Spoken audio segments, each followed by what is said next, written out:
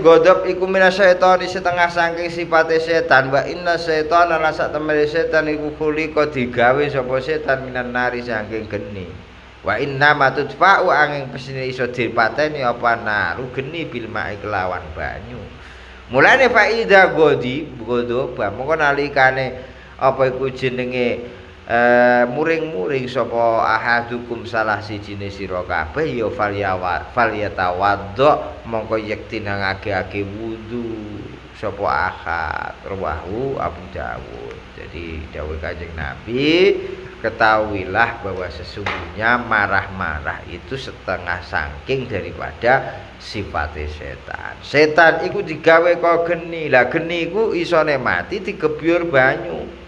Lah awakmu mergo muring-muring iku mergo setengah saking sifate setan supaya muring-muring iku reda ya nagake wudu. Muga muring iku sifate setan. Setan iku digawe kok geni iku iso mati dikebyur banyu. Mulane nek awake dhewe muring-muring nagake mara jeding, mara tempat wudu.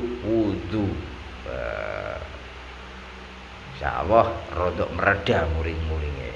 Rawahu Abu Dawud.